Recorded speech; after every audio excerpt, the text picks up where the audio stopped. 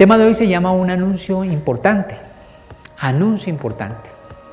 En la iglesia generalmente damos anuncios, ¿cierto? Anuncios de reuniones, anuncios de actividades, pero me he dado cuenta que generalmente nosotros no le ponemos mucha atención a los anuncios. O bueno, le ponemos atención a los anuncios cuando nos interesa, ¿sí o no? O sea, cuando me interesa un anuncio yo le pongo mucha atención, y cuando no me interesa pues como que no le pongo tanta atención. Por ejemplo, con mi esposa estamos ahora pendientes de anuncios, de un anuncio que cuando escuchamos eso se nos enciende la atención, y es cuando se nos hablan de becas para estudiar en la universidad. Y no es porque yo quiera estudiar en la universidad, bueno, podría hacerlo, pero es que mi hijo, el segundo, Benjamín, ya sale del colegio y va a la universidad, entonces estamos orando por una beca. Entonces cuando escuchamos la palabra o alguien anuncia acerca de becas, entonces nosotros estamos ahí atentos, pendientes, porque pues la verdad es que necesitamos un milagro para que nuestro hijo pueda seguir estudiando. Todo esto sencillamente para hacerles entender que realmente deberíamos de estar más atentos a todos los anuncios que se nos están dando. En la Biblia encontramos muchos anuncios, pero yo he entendido que el libro de Apocalipsis es un anuncio muy importante, que debemos estar muy atentos y muy pendientes. Los anuncios generalmente tienen que cumplir un propósito. Hablando de anuncios de manera general, bueno, aquí de pronto hay gente que sabe más de esto que yo, publicistas, hay personas que manejan esto, pero yo encontraba esto como a manera de introducción, que un anuncio tiene el propósito de informar, persuadir y concientizar. Bueno, si estoy mal me corrigen, pero encontraba esto por ahí y me parece que es muy importante esto, informar, persuadir y concientizar. Creo que todo anuncio tiene que ver con eso. Y cuando yo leo Apocalipsis o leo la palabra de Dios, pues creo y debo entender que la palabra de Dios es un anuncio que Dios hace no solamente a la iglesia, sino también a las personas que quieran oír y que acepten oír el mensaje. Pero tiene un propósito: informa, persuade y concientiza. Ahora, el problema es que nosotros muchas veces no estamos atentos a la palabra. Cuando venimos a la iglesia, nuestro corazón debe estar muy atento, muy dispuesto, porque se anuncia la palabra, se proclama la palabra. Yo no vengo a anunciarle algo personal mío, le vengo a anunciar lo que dice la Biblia. Y espero que usted esté atento y esté muy, muy, muy atento. Ahora, el apóstol Pablo tenía claro en su corazón que el evangelio era el mejor anuncio que él podía predicar, que él podía informar, que él podía comunicar. En 1 Corintios 9, del 16 al 23, encontramos un texto que a manera de introducción nos puede ayudar a enfocarnos en el tema de hoy. En la versión Dios habla hoy, dice de esta manera este texto, y me parece importante como lo pone acá. Dice: para mí no es motivo de orgullo anunciar el evangelio, porque lo considero una obligación. Lo considero una obligación ineludible. Y ay de mí si no lo anuncio. Observe esto, o sea, Pablo tenía claro en su corazón que era una obligación anunciar el evangelio. Era una obligación para él, y decía: ay de mí si yo no anuncio. Por eso el anuncio del evangelio es el anuncio más importante que usted pudiera escuchar. El anuncio de la palabra de Dios es lo más importante que usted pudiera oír todo el tiempo, estar escuchando el anuncio de la palabra de Dios. El apóstol Pablo tenía claro, sabía que él tenía que informar, que tenía que persuadir y tenía que concientizar a través de la palabra de Dios, porque eso es lo que hacemos. También le escribe en 2 de Timoteo a Timoteo, le escribe otro texto que está en la Nueva Traducción Viviente, yo lo tomé de allí, y dice de la siguiente manera. Dice: en presencia de Dios y de Cristo Jesús, quien un día juzgará a los vivos y a los muertos cuando venga para establecer su reino, te pido, ¿qué dice allí? Encarecidamente.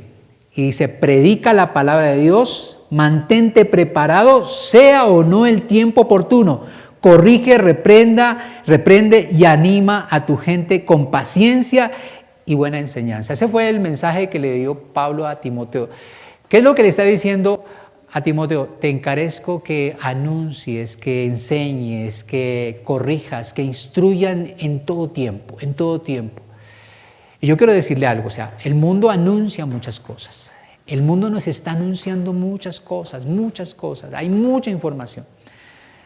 Pero qué bueno que nosotros, su pueblo, su iglesia, estemos atentos al anuncio de Dios, al comunicado de su palabra para este día, para el presente. Porque si hay un anuncio que no pasa y que sigue vigente es el anuncio de la palabra. O sea, el evangelio es el mejor anuncio. Pero hay un anuncio que en el libro de Apocalipsis, al terminar el libro de Apocalipsis, hay un gran anuncio. El anuncio tal vez para nosotros uno de los más importantes, y yo quiero que hoy se vaya con esto. O sea, que realmente usted considere en su corazón que este es el anuncio más grande que usted puede escuchar. Al finalizar este día habrán anuncios. ¿Quién ganó la alcaldía en Bogotá? ¿No es cierto? Y que estamos atentos y unos estarán ahí pendientes. Pero este anuncio supera eso, supera cualquier otro anuncio. Y quiero compartir ese anuncio al cual usted debería de estar atento y en el cual usted debería de estar trabajando todo el tiempo, usted y yo, y en el cual nosotros deberíamos estar siendo persuadidos cada día a mantenernos alertas. Y es el anuncio de la venida de Cristo. Es el mejor anuncio, porque Él lo dijo muchas veces.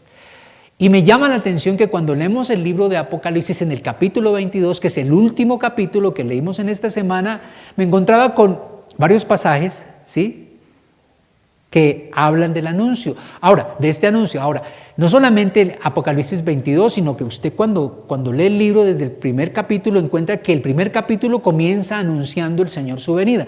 Yo quiero sencillamente a manera de referencia usar solamente la lectura de estos pasajes. En el capítulo 1, versículo 7, por ejemplo, encontramos esto. He aquí viene con las nubes y todo ojo lo verá. ¿No es cierto?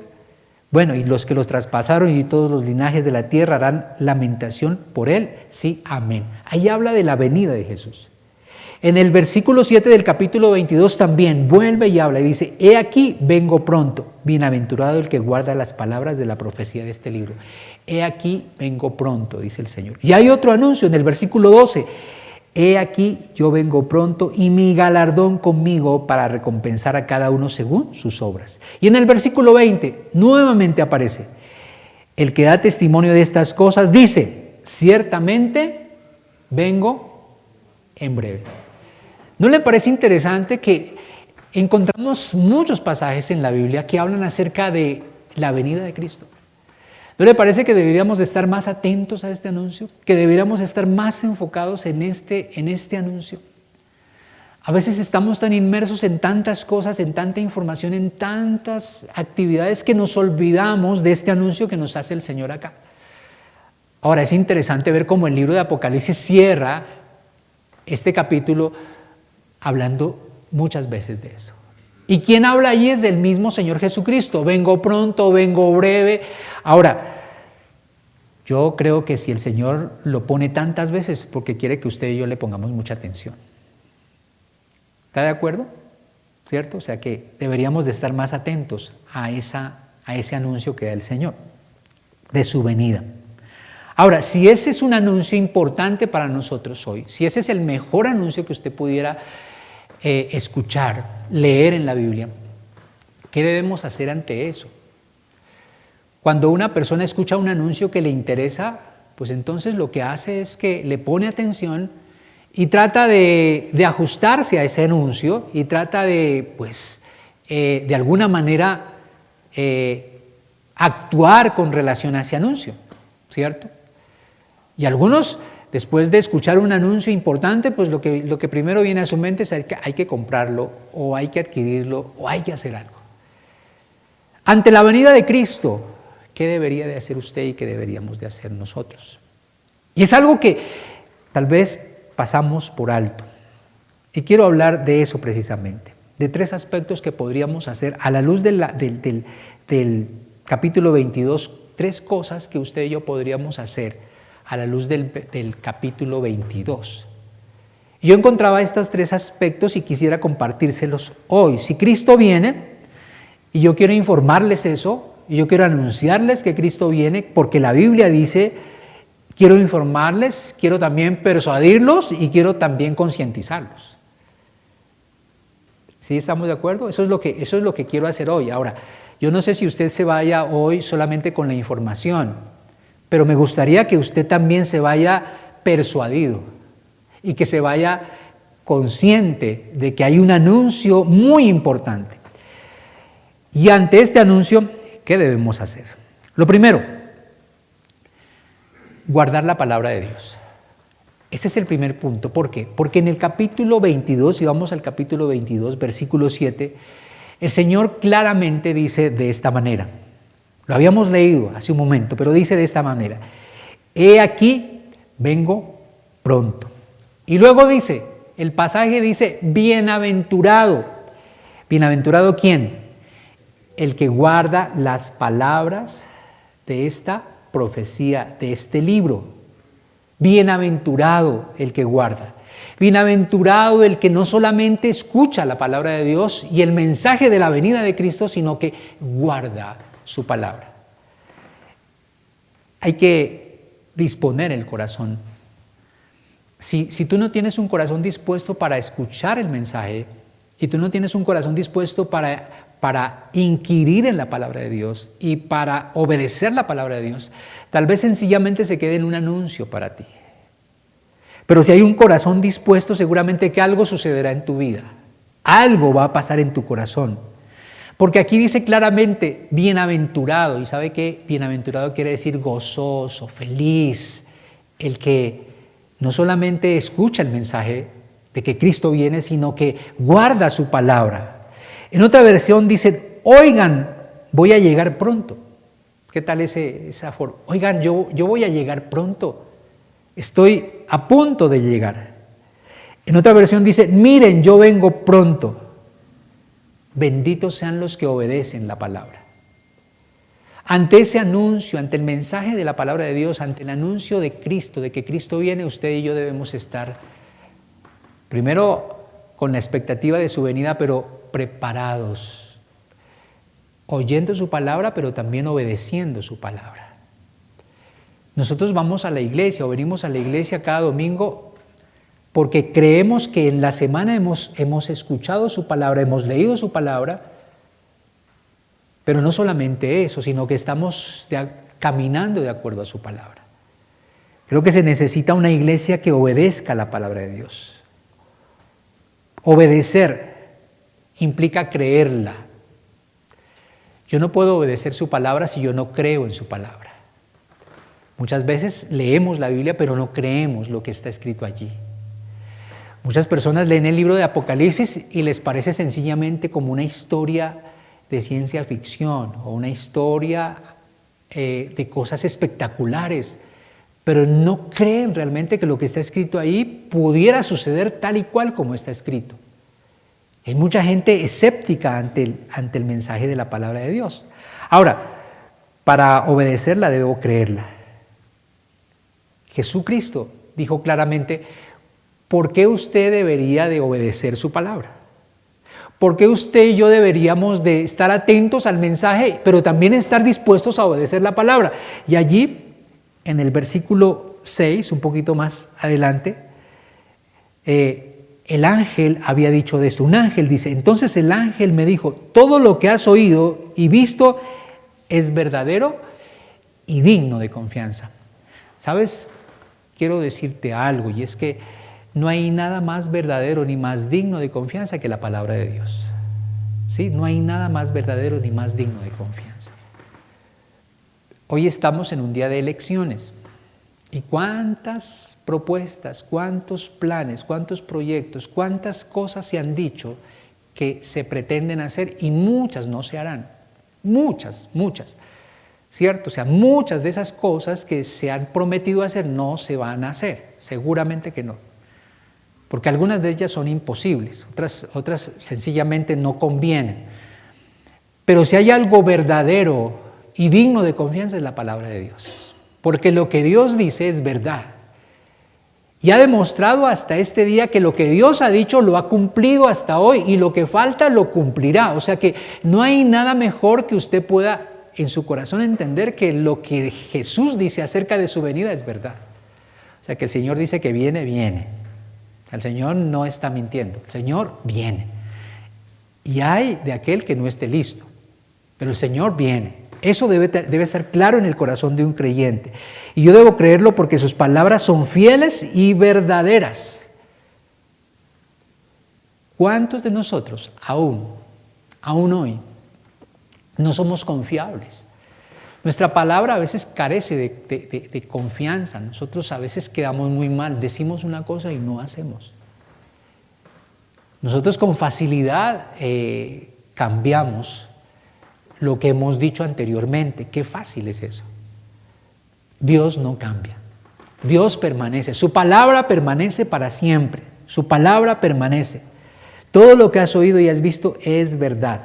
Lo que has oído, su palabra. Las palabras, cuando usted escucha allí, las palabras son fieles y verdaderas. Eso debe producirnos a nosotros un gozo en el corazón, pero también confianza. Confianza, no hay nada más confiable que la palabra de Dios. La palabra de Dios es auténtica. La palabra de Dios permanece siempre. Todo pasará, dijo el Señor, pero mi palabra no pasará.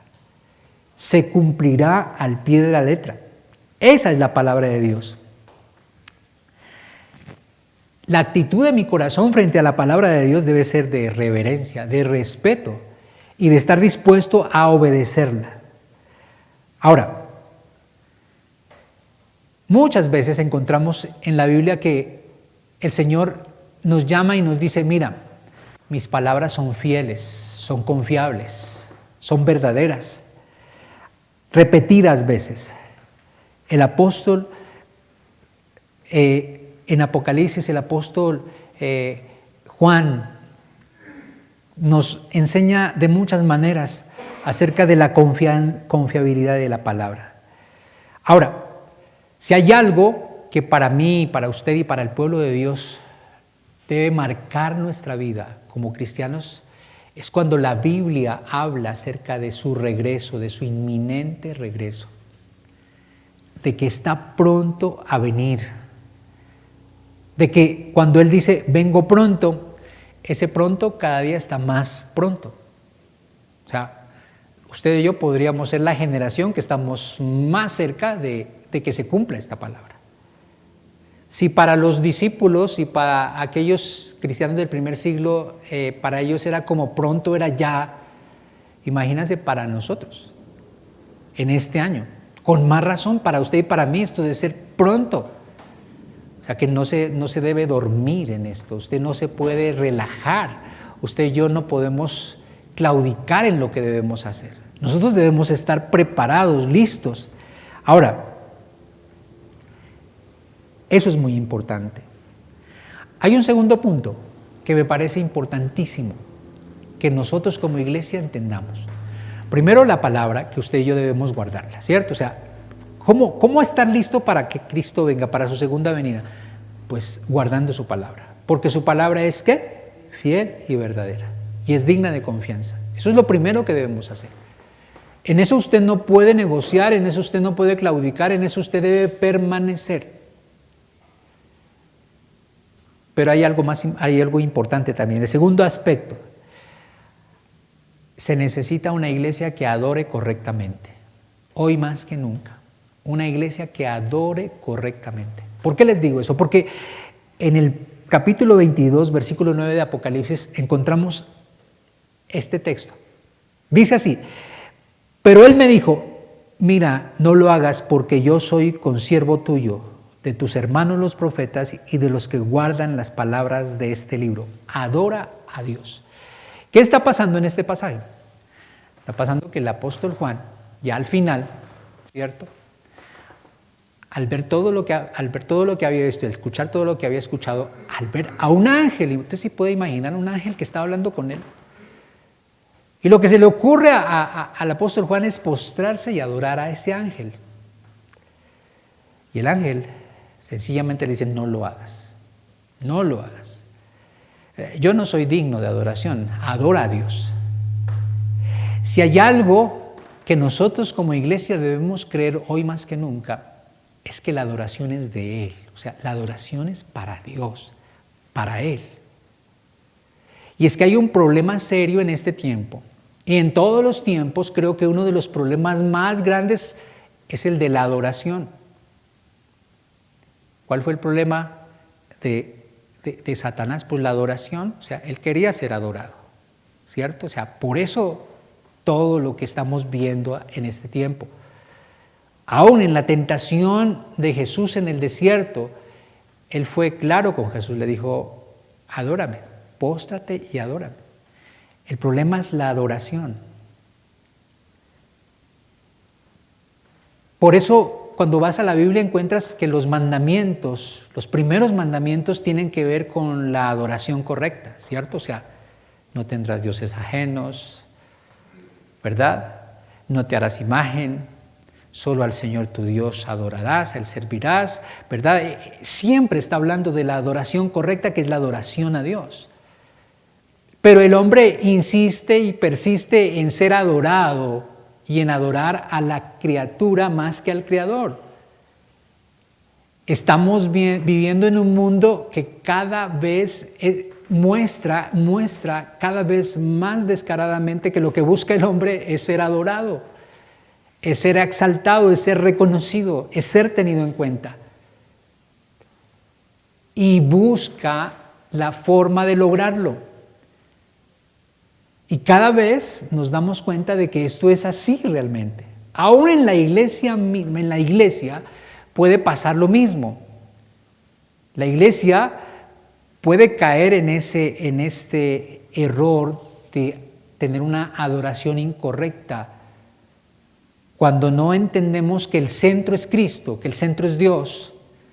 Y entonces empezamos a buscar reconocimiento, a buscar un lugar y una posición nosotros, como líderes o como siervos, pero buscamos ciertos privilegios. Pero no entendemos que lo que el Señor nos está diciendo realmente es adora a Dios. La palabra de Dios dice adora a Dios. El ángel, un ser creado por Dios, como usted y como yo que hemos sido creados por Dios. El ángel se pone en la misma condición que Juan, le dice, tú y yo somos consiervos, o sea, somos iguales, tú, Juan y yo somos iguales porque hemos sido creados por Dios y tenemos solamente un propósito y es servir a Dios. Entonces él le dice, no hagas eso, no me adores, adora a Dios. La pregunta que podríamos hacernos nosotros realmente en nuestro corazón, ¿usted tiene claro en su corazón, hay una adoración real a Dios? ¿Usted y yo hemos entendido lo que significa la adoración a Dios? ¿Usted está claro en su corazón lo que la Biblia dice, que donde está tu tesoro, ahí estará tu corazón? ¿Quién es el centro realmente de la adoración en su corazón? ¿A quién adoras tú realmente? Porque a quien adoras sirves, ¿cierto? A quien amas, adoras, y a quien adoras, sirves, y a quien adoras, obedeces, porque es cuestión de adoración.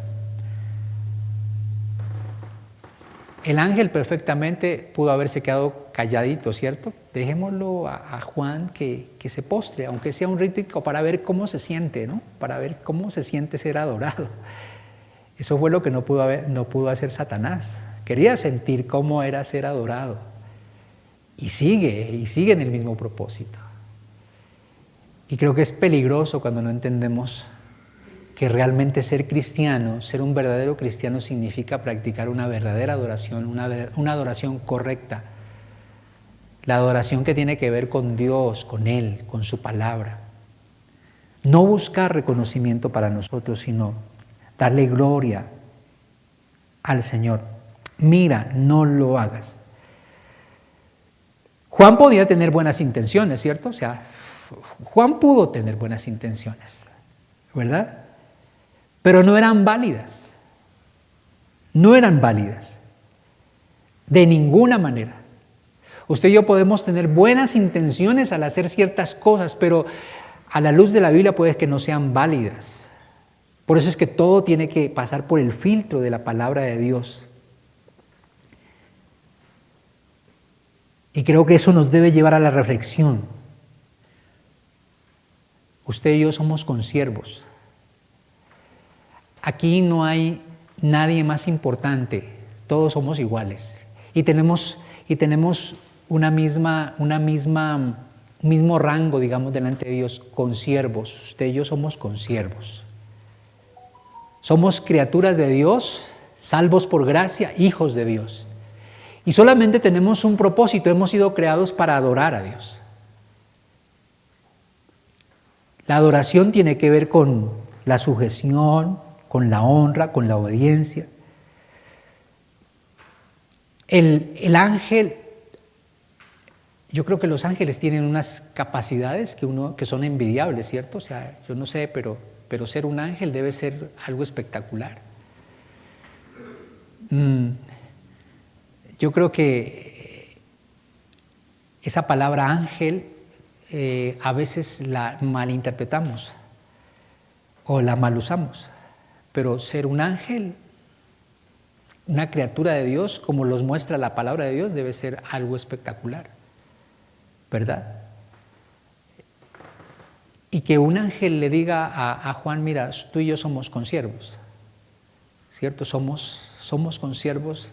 Eso nos demuestra realmente la humildad que debe haber aún en los ángeles, para no considerarse demasiado, para no considerarse más que otros seres creados. Aunque los ángeles tienen ciertas capacidades que nosotros no tenemos, pero no vemos ángeles, pues aparte de Satanás, no vemos ángeles que estén buscando reconocimiento y gloria. En la Biblia por lo menos no las encontramos. Pero sí encontramos hombres que sí buscan gloria y que sí buscan reconocimiento, pero casi que no encontramos ángeles. Y aquel que quiso la gloria, pues usted ya sabe qué pasó con él. Un siervo de Dios es como un esclavo, porque esa palabra siervo viene de esa raíz, ¿no es cierto? Ser esclavo de Dios. Y los esclavos no reciben honor ni homenaje, no reciben honra, sencillamente están para servir. La correcta adoración tiene que ver con eso, con que yo crea y considere en mi corazón que estoy para servirle a Dios. Que mi llamado, su llamado y el mío sencillamente tiene un propósito, servir a Dios. En el libro de Jeremías, capítulo 45, versículo 5, encontramos un pasaje que me ha llamado la atención, sobre todo cuando hablamos de esto precisamente. Yo quiero que lo busque y aunque ahí está el versículo, creo que en la diapositiva, pero yo quiero que lo busquemos en la Biblia. Y usted encuentra este pasaje en el capítulo 45 de Jeremías.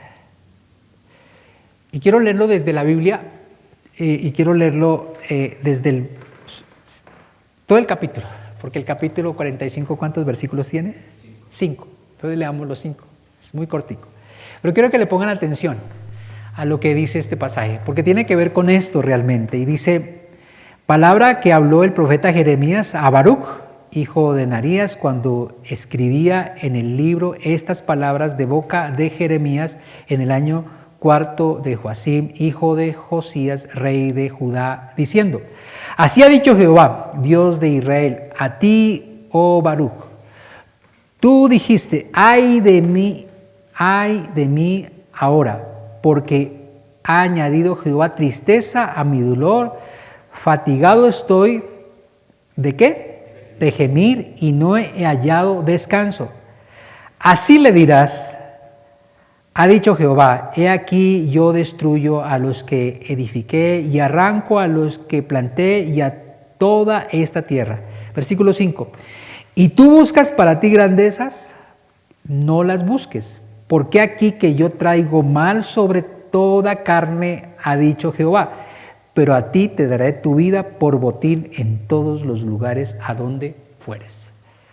Bueno, ¿qué está pasando en este pasaje? Jeremías, Baruc era el que caminaba con Jeremías, Baruc era el que escribía lo que Jeremías veía, las visiones que Jeremías tenía, pues Baruc sencillamente las plasmaba. O sea, si tenemos el escrito de Jeremías es porque Baruc estaba allí haciendo la tarea. Baruc era un hombre muy cercano a Jeremías, era como ese discípulo ahí que estaba allí con Jeremías. Pero usted sabe que cuando Jeremías predicó, en el tiempo que Jeremías predicó, todo lo que Jeremías predicaba, la gente no quería escucharlo. Y Jeremías, cuando predicaba lo que Dios decía, la gente lo rechazaba. Y muchas veces Jeremías, por predicar y por anunciar la verdad, fue encarcelado, fue golpeado, ¿cierto? Esa es la historia de Jeremías. Si usted lee, yo no quisiera ser Jeremías, por ejemplo. Yo no sé si usted quisiera ser Jeremías, pero yo no quisiera ser Jeremías. Jeremías fue uno de los profetas que podríamos decir a la luz del mundo, un profeta fracasado. ¿Por qué? Porque todo lo que él predicó, aunque se cumplió, pero le trajo unas consecuencias muy terribles a él. Él predicaba y la gente no oía, no quería. Lo que él anunciaba, la gente no lo quería, no lo creía realmente. Y Baruc, como estaba con él, y bueno, Jeremías había profetizado por parte de Dios que Judá sería cautivo en Babilonia durante 70 años. ¿Y usted cree que ese anuncio a la gente le agradaba? Para nada. O sea, la gente no quería escuchar eso. Y le decían mentiroso, bueno, todo lo que le decían a Jeremías. Y Baruc era ese hombre que estaba allí con él. Y pareciera ser que Baruc llega un momento en que dice, mira, estoy como cansado de esta vida, ¿no? O sea, estoy como que aburrido de que como que todo sale mal, o sea, nada de lo que hacemos como que funciona. O sea, estamos predicando y predicando y predicando y nada. La gente sigue terrible. Y entonces el Señor le habla a Jeremías y le dice, dile a Baruc esto, dile esto. Y lo que le dice el Señor a Jeremías me parece muy importante. Y le dice en el versículo 5, ¿y tú buscas para ti grandezas? ¿Qué le dice? No las busques. El Señor conocía el corazón de Baruc. Baruc, en medio de todo, pareciera ser que era un hombre que de alguna manera estaba buscando ciertos reconocimientos o que por lo menos les fuera un poco mejor de lo que les estaba yendo anunciando el Evangelio, anunciando el mensaje de Dios.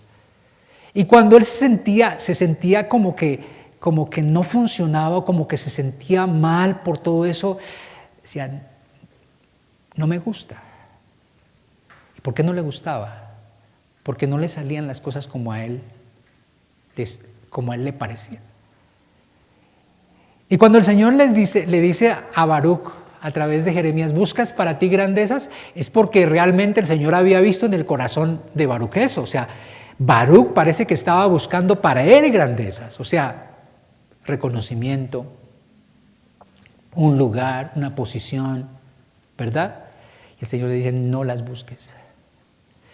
No busques para ti gloria, no busques para ti honra, no busques para ti reconocimiento, no busques nada para ti. Porque aún siendo cristianos podemos estar buscando reconocimiento. Cuando sabemos la Biblia, cuando conocemos las Escrituras, cuando Dios nos da esa gracia de poder conocer las Escrituras, eso nos puede llenar a veces hasta de orgullo y de soberbia. Y es peligroso. Y podemos estar buscando reconocimiento, aún en lo espiritual, o cuando cantamos, o cuando tenemos un don, un talento, ¿no es cierto?, que Dios nos lo ha regalado. Tal vez detrás de eso estemos buscando grandezas para nosotros, estemos buscando reconocimiento para nosotros. Y el Señor le dice, dile a Baruc, buscas para ti grandezas, no las busques, no las busques. ¿Y sabes por qué le dice? Mira, no busques grandezas, ¿por qué? Y le da la razón, ¿sabes? Le dice, ¿sabes por qué? Porque esto se va a poner peor. A ti te voy a preservar la vida, conténtate con eso, le dijo el Señor a Baruch. Te voy a preservar la vida, eso será suficiente, pero no busques para ti grandezas, porque aunque buscaras las grandezas, ni siquiera las vas a poder disfrutar, porque sí o sí el pueblo se iría cautivo a Babilonia durante 70 años. No había nada que hacer. La tierra sería asolada y Judá sería destruido. O sea, no había posibilidades de buscar grandezas porque ni siquiera las podía haber disfrutado. ¿Sabes cuál es el problema nuestro? Que hoy nuestro corazón muchas veces es igual. Buscamos reconocimiento y buscamos honra.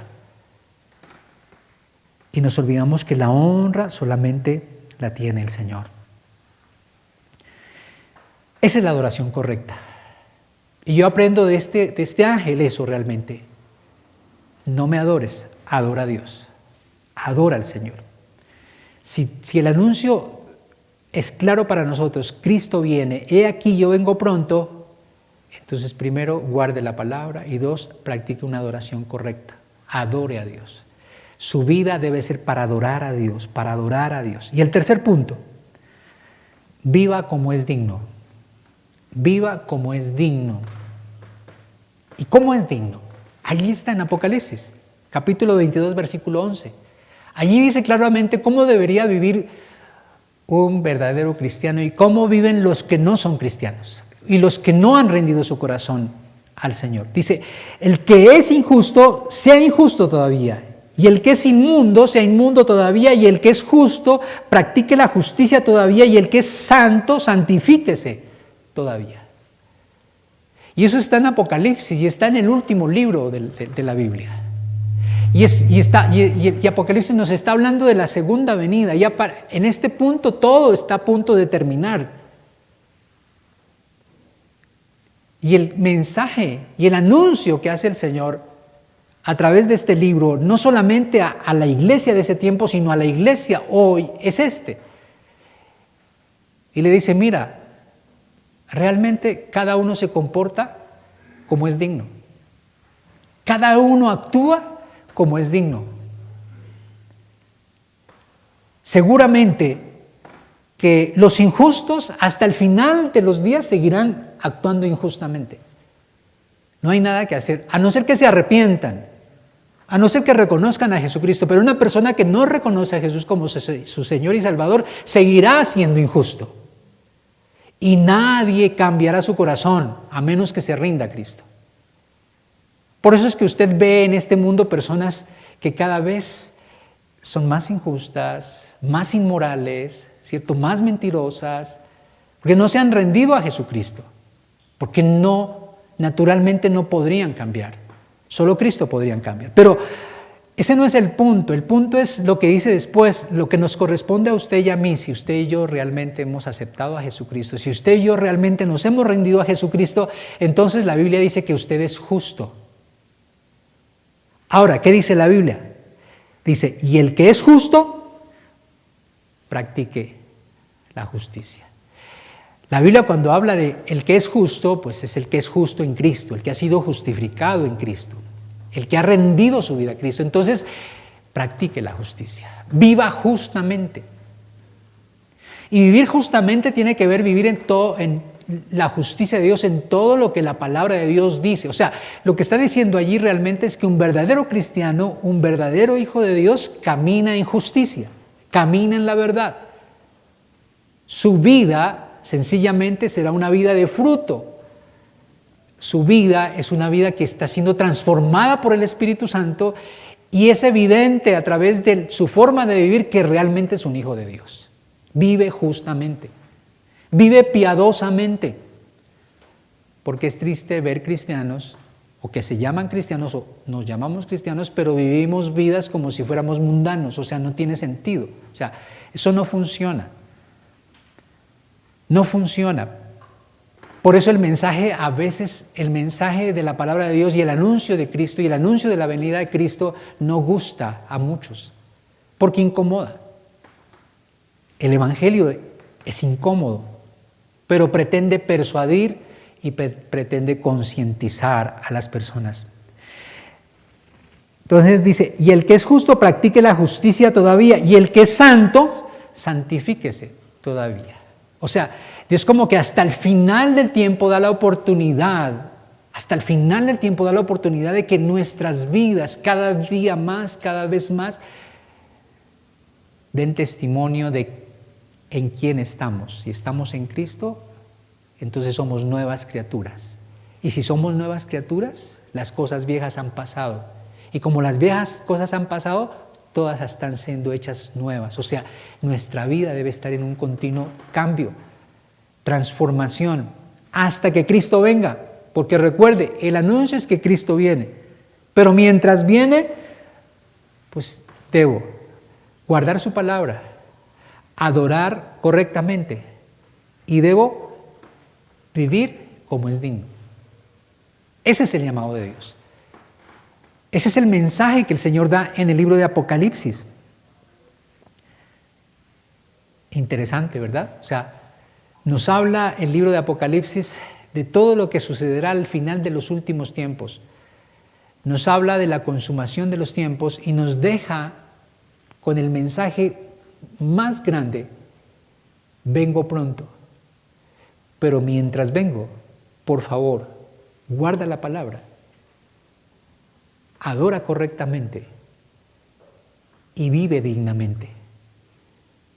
Ese es el mensaje del Señor para nosotros hoy. Ese es el gran anuncio que nos da el Señor. Ahora, le pregunto, ¿usted está siendo persuadido hoy a través de la palabra de Dios? ¿Usted está siendo consciente, está siendo concientizado de que así debe ser? Y de que no es opcional para nosotros, porque aún realmente, si yo soy hijo de Dios, si yo creo que realmente Cristo está en mí y yo estoy en Cristo, esto debe ser natural. Debe ser natural. El fruto se produce naturalmente. Y para terminar,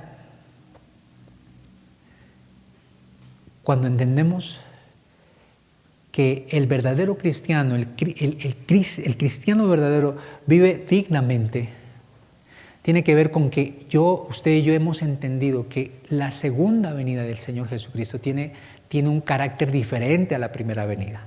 La segunda venida de Cristo tiene el carácter de juzgar. Él viene a juzgar. Ya vino a salvar, pero ahora viene a juzgar. Y tal vez eso es lo que no hemos entendido nosotros. Su segunda venida. Nosotros decimos muchas veces: ven, Señor Jesús, ven, quiero que vengas ya, quiero que ya vengas. Pero estoy listo, estoy preparado, estoy realmente persuadido, estoy apercibido de lo que significa la venida de Cristo. Estoy consciente realmente de eso. Estoy haciendo lo que debo hacer. Dice en el versículo 12 de Apocalipsis 22: he aquí yo vengo pronto y mi galardón conmigo para recompensar a cada uno según su obra. ¿Qué tal eso? Vengo pronto y vengo con un galardón. ¿Sabes cuál? ¿Sabes que realmente a nosotros nos debe animar y motivar eso? La venida de Cristo para los cristianos es motivo de gozo. Para el verdadero creyente debe ser motivo de gozo, porque el verdadero creyente está viviendo justamente, piadosamente. El verdadero creyente está guardando la palabra de Dios y el verdadero creyente está adorando a Dios correctamente. Entonces la venida de Cristo tiene que ver con que Él viene con un galardón, con una recompensa, porque nada se quedará sin recompensa. Y eso es la bendición que tenemos nosotros, la recompensa del Señor para nosotros. Trae un galardón. Una cosa es un galardón y otra cosa es un pago. La Biblia dice que el pago por el pecado es la muerte. Pero acá habla del galardón, o sea, de reconocimiento. Qué bueno saber nosotros los cristianos que la venida de Cristo para nosotros tiene que ver con galardón y no con pago. Pero qué triste para aquellos que no conocen a Jesús, que la venida de Cristo ya no tiene que ver con un galardón, sino con el pago. Cada uno recibirá el pago por su pecado. Por eso es que hay que evangelizar y hay que compartir de Cristo. Para usted y para mí, la venida de Cristo tendrá que ver con el pasaje que dice: venid benditos de mi Padre, venid, heredad del reino preparado para vosotros. Ese es el galardón, el reino preparado para usted y para mí, para aquellos que verdaderamente han rendido su vida a Cristo, para aquellos que realmente han escuchado el mensaje, han sido persuadidos y son conscientes de que están viviendo una vida diferente para la gloria de Dios. Entonces, vive como es digno, anhela su venida, vive como es digno, anuncia el Evangelio, vive como es digno, adora a Dios correctamente y vive como es digno, guarda la palabra de Dios. Ese es el mensaje.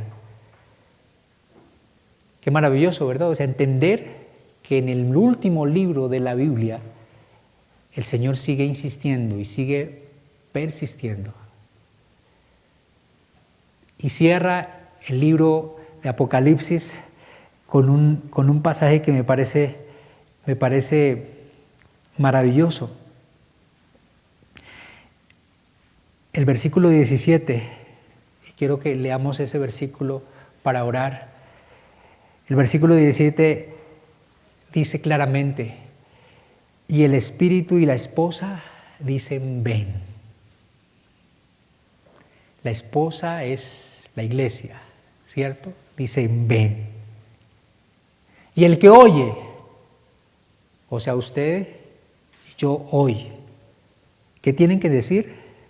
Ven. Ven, Señor Jesús, ¿cierto? Pero hay un mensaje allí también para los que todavía no están disfrutando de lo que significa la nueva vida, la vida eterna. Y allí mismo dice: y el que tiene sed, entonces, y el que tiene sed, venga, y el que quiera tome del agua de la vida gratuitamente. Y sigue el mensaje hasta el final. El que aún no ha oído el mensaje y puede escuchar el mensaje, entonces venga. El que tiene sed, venga. Porque aún hay posibilidades para todo aquel que quiera beber gratuitamente del agua de la vida, que es Cristo. Aún hay tiempo. Aún hay tiempo. Y tal vez eso es lo que nosotros necesitamos entender. Aún hay tiempo para que más vengan a Cristo. Aún hay tiempo para que proclamemos y anunciemos el mensaje de Jesucristo. Aún hay tiempo. Y la iglesia que vive dignamente debe compartir y anunciar el mensaje de salvación, porque aún hay tiempo. Ese es el mensaje de Apocalipsis. Cuando leemos Apocalipsis a la luz de la venida de Cristo, entonces nosotros estamos persuadidos y nos estamos preparando para que eso llegue, esa buena noticia se vuelva realidad pronto. Y podríamos decir hoy en oración: ven, Señor Jesús, ven, porque estoy listo. ¿Está listo? ¿Ha hecho lo que debe hacer? ¿Está viviendo dignamente? ¿Estamos guardando su palabra? ¿Estamos practicando una correcta adoración? Si es así, yo puedo decir: ven, Señor, ven, Señor Jesucristo. Yo me acuerdo que cuando mi papá y mi mamá salían de la casa donde éramos pequeños, mis padres eran muy duros con nosotros, entonces ellos siempre dejaban tareas que hacer, ¿no? Mi hermano y yo nos quedábamos en la casa, entonces ellos decían: ustedes tienen que hacer esto y esto. Yo era un poco más dócil, entonces yo trataba de cumplir con esa tarea. Entonces yo me ponía juiciosamente a barrer, a lavar la loza. Mi hermano era más relajadito, ¿no? O sea, él como que... Ellos demoran en venir. Yo calculaba y yo generalmente sabía qué horas volvían. Yo no tenía problema en que mis padres volvieran, no tenía ningún problema, porque sabía lo que tenía que hacer y lo había hecho.